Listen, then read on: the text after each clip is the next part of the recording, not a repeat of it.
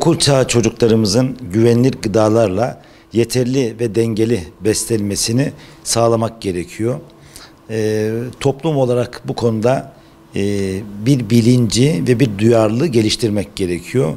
Bu anlamda bütün bakanlıkların ve alt birimlerinin bütün paydaşlarla çocuklarımızın sağlığını düşünecek, çocuklarımızın dengeli ve yeterli beslenmesini sağlayacak ürünleri belirlemede ve bu ürünlerin tüketimine ilişkin ortak bir kılavuzu oluşturmak gerekiyor.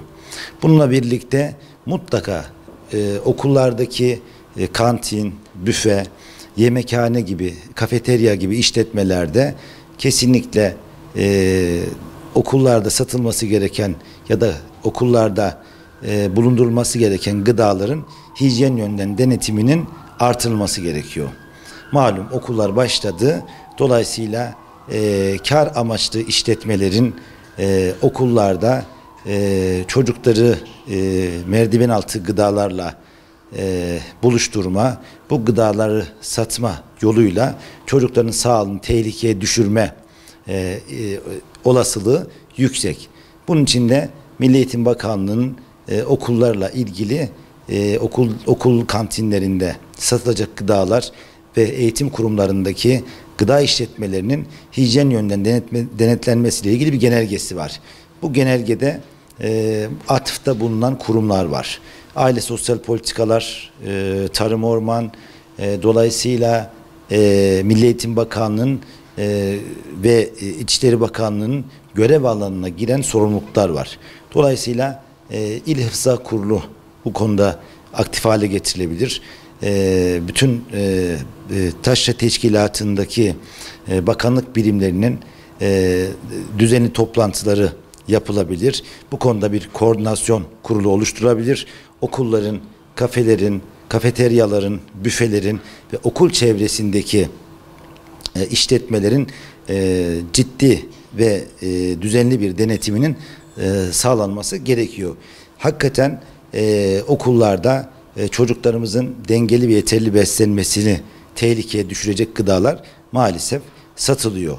Son dönemlerde çocuklar arasında önemli bir popülarite kazanmış olan ağızda patlayan şeker gibi veya ejderha ağzı denilen bir takım yiyeceklerle çocukların bunları tükettiğinde ağızlarından duman çıkarmaları bu çocuklarda bir eğlenceye dönüşüyor ve çocuklar belki yetişkinlere özenme, onlara öykünme amacıyla da bu gıdaları tüketebiliyor.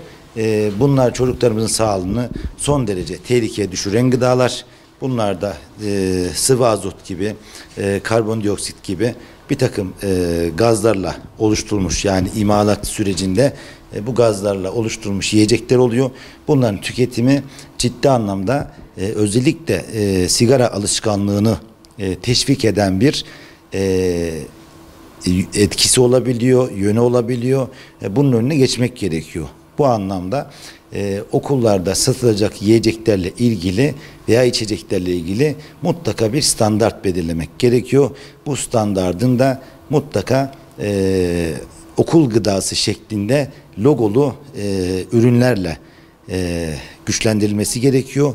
Bu olduğu takdirde okullarda veya okul çevresinde yapılacak denetimlerle çocuklarımızın sağlığı korunmuş olabilir. Ama muhakkak ki bir standart belirlemek gerekiyor. Yani okullarda merdiven altı rastgele imal edilmiş, üretimi yapılmış yiyeceklerin satışına engel olmak gerekiyor. Bunun için bütün paydaşların bu anlamda sorumluluk alması gerekiyor. Okullardaki kantin denetim komisyonlarının veya gıda komisyonlarının mutlaka aktif hale getirilmesi, ilçede keza yine çocukların beslenmesiyle alakalı okullarda satışı yasak olan veya satışı önerilen gıdaların, yiyecek ve içeceklerin belirlenmesi, bu anlamda bunların takibiyle alakalı ilçe komisyonlarının, il komisyonlarının oluşturulması ve bunların sürekli aktif olması gerekiyor. Merdiven altı ürünlerin satışına bu şekilde engel olacak ve bunu da yaptırıma bağlayacak önlemlerin alınması gerekiyor. Aksi halde çocuklarımızda çok olumsuz alışkanlıkların gelişme ihtimali var. Dolayısıyla bu çocuklar yetişme çağında özendirici davranışlar, özendirici tutumlar bu çocukların gelişimini olumsuz etkileyebilir. Buna engel olmak, bunun önüne geçmek için herkesin mutlaka inisiyatif alması gerekiyor. Özellikle bunun çok daha gelişmiş uygulamaları belki firmaları da içerisine alacak bir yelpazeye ulaştırılabilir. Büyük firmalar okul çağındaki çocukların tüketimine uygun gıdalar hazırlayabilir ve o kalorisi belirlenmiş, yeterli bir dengeli beslenme koşulları oluşturulmuş çocukların yaş grubuna göre üretim kapasitelerini özellikle hale getirebilirler ve bu anlamda çocukların gelişim seviyesine uygun ürünlerle çocuklarımızın sağlığına katkı yapabilirler. Bu anlamda ya eğitim öğretim yılı başlamışken ve yüz eğitime devam ederken okullardaki kantin denetimlerini, büfe, kafeterya denetimlerini artırmak gerekiyor. Bu anlamdaki standartları belirlemek ve burada ortak bir bilinç ve duyarlılık geliştirmek gerekiyor. Bu ortak bilinç ve duyarlılığa katkı yapacak paydaş kurumların sayısını artırmak gerekiyor.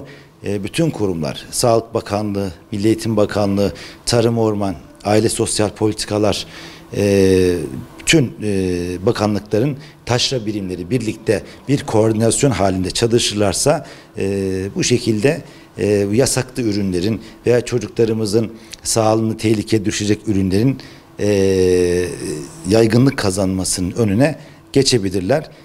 Gerçekten son dönemlerde okullarda, kantinlerde ağızda patlayan şeker gibi o şekerin aslında duman çıkarma yönü çocukların ilgisini çekiyor. Dolayısıyla yetişkinlere özenme bir sigara alışkanlığının aslında ön adımı olabiliyor. Bunun için de buna önlem almak gerekiyor. Çocuklarımızın bu sigara alışkanlığının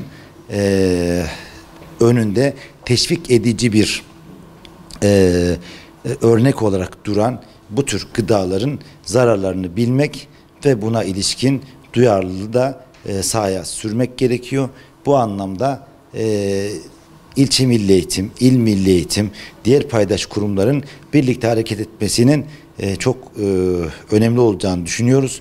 Bütün kurumları bu anlamda inisiyatif almaya ve buradaki duyarlılığa katkı sunmaya davet ediyoruz. Çocuklarımızın sağlığı tehlikeye düşmesin. Çocuklarımız yeterli ve dengeli beslenme imkanları desteklenmiş bir şekilde eğitim öğretimlerine devam etsinler. Bu anlamda okullarda kantin, büfe, kafeterya gibi gıda işletmelerinde hem denetimler artırılsın hem buradaki çalışanlara eğitimler verilsin. Aileleri bilinçlendirme konusunda aile eğitimleri mutlaka önemli. Aileleri de bu eğitim ağının içerisine alacak şekilde bir eğitim süreci başlatılsın. Teşvik edici, destekleyici, çocuklarımızın yaşına, durumuna uygun gıdaların tüketimi konusunda bilinçlendirme çalışmaları yapılsın.